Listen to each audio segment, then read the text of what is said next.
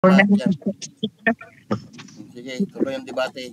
Patutunayan ko kung araw na si Raul yung Muslim niya. Marami kayo naloloko eh. Puro kayo takiya. Tala, simulan na lang tayo para makadami tayo. Hanap ka ng moderator.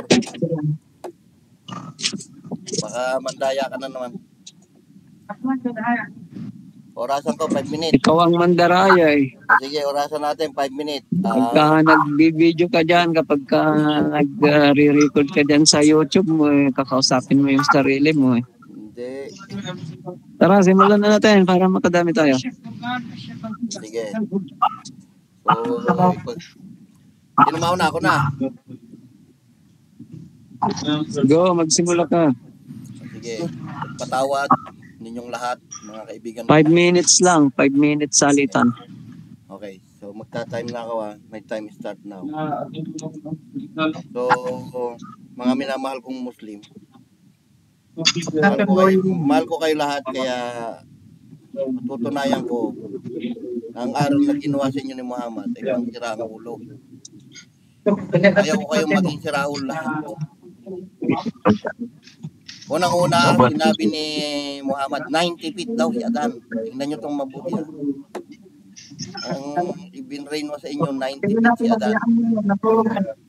May maingay. May maingay ho. Sino may maingay? Si Ali.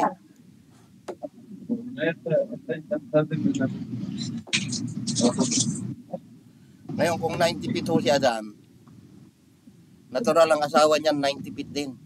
Hoy, Ali, makinig ka. Kaingay-ingay mo eh. Sasabihin mo Salita ka, ingay mo. Salita ka. O yan. So 90 feet daw si Adan. Tingnan nyo ha. Tapos binuo sa isang sperm daw. Patak ng sperm. Saan kukuha ng sperm nyo? Tawarin kayo. May tatay ba si Adan? Oh. Kinrate daw sa isang patak drop of the sperm daw. Isipin yung mga kalukang pinagagawa sa inyo yan. Kung 90 feet si Adan, 90 feet din yung asawa niya. Hindi pwedeng kumuha ng 6 feet yung 90 feet na asawa. O ngayon, hindi ba naman si Raul aral talaga yan? Si Kain at Abel, 90 feet din. O. Ngayon, kung 90 feet si Kain at Abel, hanggang kay Noah, 90 feet. 40 feet lang yung arko. Kasi ligante pala tang iimbitahan ni Noah na sumakay. Kalit-lit ng arko. Tingnan yung ginagawa sa inyo na. Gumising kayo lahat. Mahal ko lang kayo. Gaano kalalaki mga elepante no, mga ulam nila? Gaano kalalaki yung kamatis? Gaano kalalaki yung puno? Walang ganun. Kaya nga, tigil-tigilan nyo na yung araw na yan. So, kayo nakakitang niluko-luko kayo sa giant na yan. Walang giant sa Biblia. Mga son of Jesus yun. Son of Cassette. Dahil kay Enoch, mga tawag lang doon sa Anakims na yun, tall and great, renowned person. O sige, imagine natin lahat. Gaano kalaki kaldero nila? Gaano kalaki puno noon? Kung naniwala kayo sa Genesis 6:4, paano magiging asawa ng 90 feet ang mga 6 feet? Di nakatago lang lahat ng tao nun sa may ilalim ng bundok. Dahil takot na matapakan ng mga higante. Isipin nyo yan. Gumising kayo lahat. Hindi tama. Hindi tama yung pinagagawa sa inyo na yan. Kaya nga, huwag kayong magalit sa akin. Pero talagang pang sira ulo aral nyo na yan. 90 feet. Sasakay dun sa arko, 40 feet. Tapos nag-invite pa si Noah. Puro higante. Binalibag na lang yung arko na yon. Tawarin kayo. Kaya nga, tuloy-tuloy ang takiyan nyo na yan eh. Ang pinagkakalat ni Ali eh. Wala akong ganun. Saka nakakita na nakakainin nilang kamatis. Yung bahay kubo, kahit munti, ang halaman doon, sari-sari. Singkamas, ang lalaki, talong, sigarilyas at manis, sitaw, bataw. Lahat ang lalaki. Ngayon, walang malaki. May nakita ba kayong proof? Na ganun kalalaki? Sa Genesis to simula Adan to Jesus, mayroong genealogy ng anak na lalaki, walang lagot. Tapos pag tinatanong kayo, lumiit daw yung lahi, niloko-loko kayo ni Ali. Pag habang nanganganak, lumiliit daw. Abay, lumiit na sana yung kamatis, lumiit na sana lahat ng kalabaw. Tawarin kayo. Ilan libong taon na nakakaraan, di dato, 1 inch na lang kayo lahat. Oh, hindi ba naman, mag-isip naman kayo. Kaya nga yung sinasabi ko sa inyo eh. Tapos pinasasaw-saw pa kayo ng langaw. Pinainom pa kayo ng ihi ng camel. Oh, mahal ko lang kayo lahat. Kaya gumising kayo. Niluloko na nila kayo. Amen pa kayo ng amen dyan kay Ali. Grabe yung ginagawa sa inyo na yan. Kayo nga mag-imagine ng higante. Walang higante sa Bible. Tapos nakiwiwi lang yung alan ninyo. Sa Genesis 3:24, yung wi doon, mga cherubim yung mga anghel yun. Oh. Sige nga. Sino may kasalanan yan? Nalukohin kayo. Kasi sasabihin nyo, wala ka naman dun eh. O di tingnan mo yung proof ng mundo ngayon, kung may malaking kalabasa, may malaking tupa, at lumiit na lahat. Oh. O, time na ako. O, ikaw na, Ali. Tunayan mo na hindi pang sira ulo yung 90 feet nyo.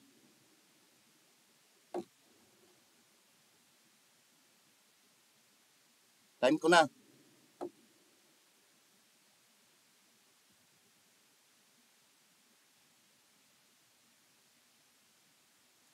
O, ikaw naman. 5 minutes ka. Tapos ka na. Oo. Ventilador, natapos ka na. Oo, take 5 minutes ka mo. Tatanungin kita bago ako magpresenta rin. Yan nga, tatanungin muna kita bago ako magpresenta. Oh. Kasi tagpa 5 minutes stand, tapos tanongan. Salitan lang yan, ano? Sige. Unang tanong. Unang tanong. Yung bang Biblia mo ang binasihan mo kung paano mo sinabi na mali ang turo Islam na si Adan ay 90 feet samantalang mayroon malalaking mga nilikha ng unang panahon, may dinosaurus, mayroong gulayat. Nasa Quran, alladhi iramadatil imadil lathi lam yuklak misluha fil bilad. Gapusti, malalaki ang mga tao nung una. Hindi ka ba naniniwala rito dahil nasa Quran samantalang Biblia mong basihan mo buhol-buhol na windang-windang? Yes or no? Hindi ako naniniwala dyan. 1 Samuel 7:14-7. Magsagot ka muna ng sagutin mo yung categorical ng yes or no, tapos magpaliwanag ka para mas maganda. No. I-rephrase ko tanong.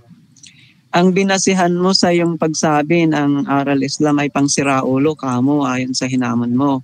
Binasi mo ba sa Biblia mong pinagwiwindangan yung pinagsasalpukan ninyo samantalang Muslim globally nagkakaisa kami sa turo ng Islam? Yes or no? No, hindi ko binasi sa Biblia. Okay, anong basihan mo? Binasi ko sa mundong ito. Anong basihan? Binasi ko nga sa mundong yung ito. Nakikita mo lang, pinanganak ka lang hapon, doon ka bumasa. Pinakita ko sa mundong ito. Pinatunayan sa mundong ito, walang ganun. May nakita ka? Okay, next question. May nakita kang 90 feet ngayon? Si Goliath, 1 Samuel 17:4. 9'9" lang ang height niya. Next question. Next question. Sagutin mo ito. Sa 2 Corinto 5:13, sinabi ni Pablo, sapagkat kung kami ay maging mga ulol, alam mo yung ulol? Termino ng siraulo yon. Dinamay kayo ni Pablo. Kung kami ay maging mga ulol, ay para sa Diyos. Tama o mali, nasusulat? Ano susulat yun? Napagkakamalan siyang baliw. Sabihin mo, tinatanong nga kita, dapat marunong ka sumagot. Kaya tama Sister Saray. Hindi ka pa aabot ng 5 minutes, tumambling ka na. Tama o mali? Hindi ako tatambling. Yun ay pangangaral niya kay Kristo yung topic doon. Sumagot ka ng tama o mali kasi categorical question to. Sumasagot nga ako.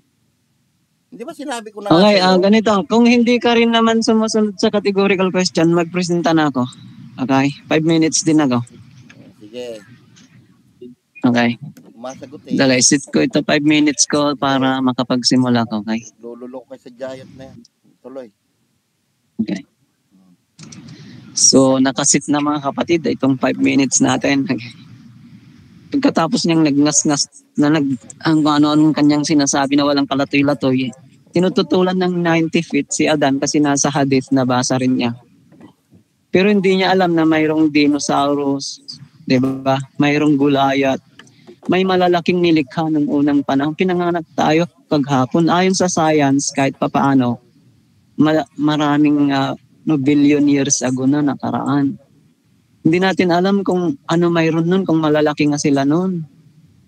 Dito nga ngayon panahon natin bumasi dahil ang kamatis, malilit lang. Sabi niya, malalaki daw dapat kamatis. Napakahinang pag-iisip. Ano? Paano mo tututulan yung mga nakaraang libong-libong taon na nakaraan? Kung sinabi maging sa Biblia mong buhol-buhol, may matino pa naman, si Gulayat ay malaki. Tama ba? Naintindihan mo ba yun? Okay. Pinapatunayan mo na ang Islam ay pangsiraulong aral kamo, samantalang mga Kristiyano mo na uubos na, nagmumuslim na lahat. Tandaan mo, kausap mo, dati mong kawindang na Kristiyano rin. Basahin ko sa'yo, Biblia mong buhol-buhol, okay? Tama naman eh. 2 Corinto 5:13, anong sinabi ni Pablo? Sapagkat kung kami ay maging mga ulol, ang ulol ay termino ng siraulo. Pansinin mo, ventilador, isinama ka ni Pablo, yung amo mong sinungaling na tusong mandaraya. Sinabi niya ngayon sa 2 Corinto 5:13, sapagkat kung kami ay maging mga ulol ay para sa Diyos. Tinatanong kita kanina kung yes or no nasusulat. Umiwas kang sumagot, dapat sumagot ka ng yes, pero hindi ka sumasagot dahil sira nga ang ulo mo eh.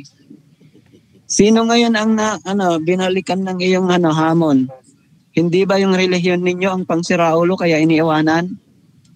Nagkakawindang kayo sa relihiyon ninyo, kakasalpukan kayo, tama o mali? O di pangsiraulo yung relihiyon ninyo kaya iniwan namin. Binasihan mo, Biblia mo, sa turo mo. Tinatanong kita, sabi mo, basihan mo ba Biblia mong buhol-buhol? Umiwas ka, sabi mo, hindi. Saan ka bumasi? Sa nakikita mo lang. Ano ka nga? Matuto ka naman kahit konti. Pagpamanin mga kapatid, masakit yung ating tenoran na eh. Basahin natin yung kanyang Biblia. Okay? Jeremiah 8:8. Sinulat ng mga eskribang sinungaling yung Biblia nila. Pansinin nyo, sinulat ng mga eskribang sinungaling. Biblia nila. Kaya nga walang urig, kakabindang kakasalpok, walang original text, walang propetang tumanggap, kanya-kanyang basa, kanya-kanyang windang, kakawindangan na rin. Iba-iba na yung kanilang relihiyon. Iba-iba na lang yung kanilang sikta. Itong kausap natin, si Ventilador, di niya maayos-ayos yung kanyang pangalan. Kaya nga siraulo ito eh. Nagtatag pa siya ng relihiyon niyang patrimonyo daw. Sabi ni Brother Isa, imbes na patripasyonation, patrimonyo na lang, mas madali. Pansinin nyo, yan ba yung tao na paniniwalaan ninyo yung kanyang sinasabi? Wala namang gusto sa kanyang relihiyon na kanyang itinatag. Kakawindang din naman niya, kakristyano niya. Kung basahin ninyo yung Biblia nila, ang daming hindi hindi mapapanindigan kasi siyempre, kung salita ng Diyos itong Biblia nila, i-take down nets ninyo. Pumunta kayo sa Hukom 9:8 hanggang 15. Nag-uusap ang mga puno ng igos, olibo at ubas. Pansinin nyo, Biblia nila, mga puno ay nag-uusap. Kung di ba naman si Raulo ang nagsulat talaga yung Biblia nila, kala si Raulo na rin itong kausap nating Kristiyanong Ventilador. Pumunta kayo sa Isaiah 36:12. Dapat ding malaman ito ng mga tao na tulad ninyo, dumi rin ang kakainin at ihi ang iinumin pagdating ng takdang panahon. No? Kita ninyo? Yan ang Biblia. Pumunta kayo sa Ezekiel 4:12, magluto ka ng bibingkang sibada na dumi ng tao ang panggatong. Kakainin mo na nakikita ng tao. Kita nyo? Sa Genesis 6:1 hanggang 2, at nangyari nang magpasimula na dumami ang mga tao sa balat ng lupa, nangagkaanak ang mga babae na nakikitang mga anak ng Diyos na magaganda ang mga anak na babae ng mga tao, sila'y nangasikuha kanilang asawa sa lahat ng kanilang pinili. Madami daw magagandang babae na anak ng tao, yung mga anak daw ng Diyos, yun, nagsipagkuha ng asawa nila. Pansinin nyo, kakawindang kakasalpok na Biblia. Kung isa ang Diyos, bakit nagkaroon ng anak? Time na, ako na magtatanong. Magtanong ka. Patayin mo yung alal mo. Okay. So, Sayang, madami pa tayong yung babasahin. bang binasa mo na Ang dami ko pa dito. Awit yung 18:8, Ezekiel. Kaya magtanong ka, sa magtanong ka. Ezekiel Tanong. na pagluto ng tayo ng tao, yan ba'y literal o symbolical? Yes. Yan ay literal. Biblia mo kasing Kung yan ay buhol-buhol. Saan tayo literal, babalik meron sa bang Biblia mong tao? buhol-buhol? Ito ang Makinig tanong ko, ka, ha? sumagot na nga ako. Follow-up question. Kung yan ay Pagka literal, magsawa meron ko bang dito, taong iwanan ko na to kasi natutulog ng naibigay ko naman na nakatagilid yung ng turo. 400 years? Diyan sa binasa mo? Meron bang taong natutulog ng nakatagilid na 400 years? Meron? Wala. Maganig ka ng sagot. Oh. Yung Biblia mong buhol-buhol na binasa ko, pinagkakawintangan ninyong mga Kristiyano. Tama o mali, walang orig. Ang mga binasa ko nasa Biblia mo, si Raulo ang maniniwala dyan. Kaya parehas na kayo. Yung mga ayaw sa Biblia mo, nag-Muslim na kami. Ngayon, ang tanong, Kasi si Raulo yung turo ninyo eh. Bakit napapagkamalang baliw si kapatid, Pablo? yung Bakit? kanyang inihamon na topic. Hindi, tanong ko, Bumalik sa bakit kanya ngayon. napapagkamalang baliw si Pablo? Bakit? Kasi si Pablo parehas mong si Raulo at baliw. Kaya sinabi niya, kung kami mga baliw, mga ulol, o mga si Raulo, ibig sabihin, sa Korinto, 2 Corinto 5:13. Ito, isulat mo. Dahil Diyos niya si Kristo, yun ang dahilan. Ngayon, ikaw din sumasagot sa tanong mo. Kahit ako ang tanongin mo. yung kinakalat mong chismis chismosok eh.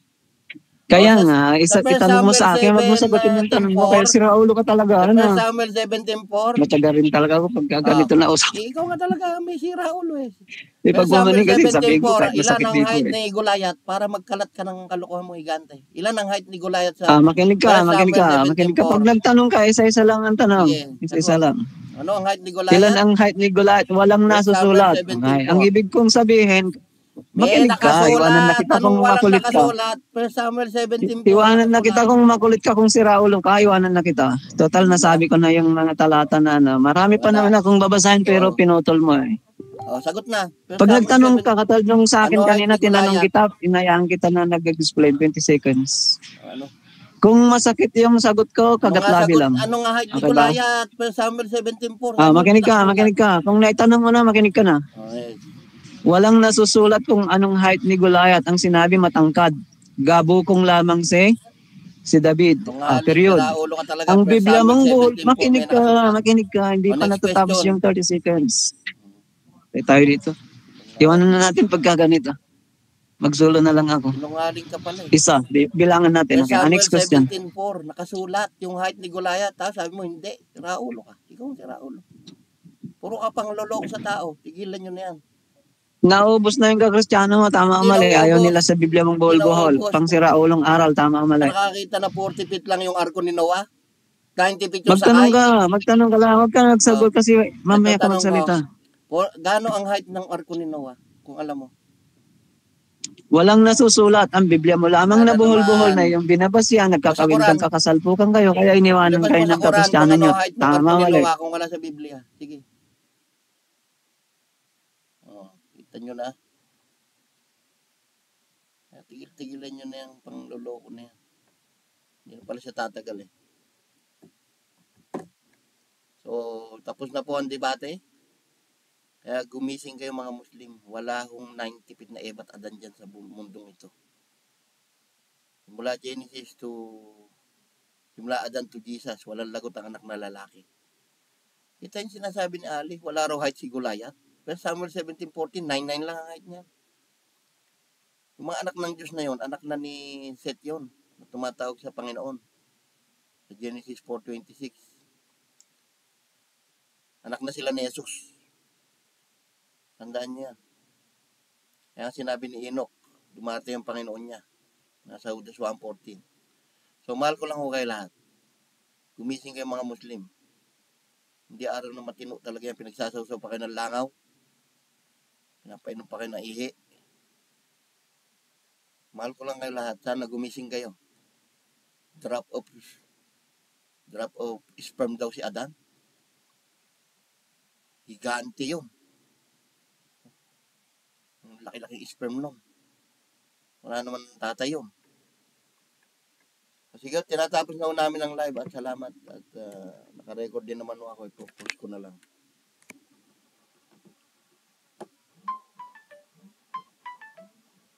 Time na ako. O, Kagunding, goodbye na.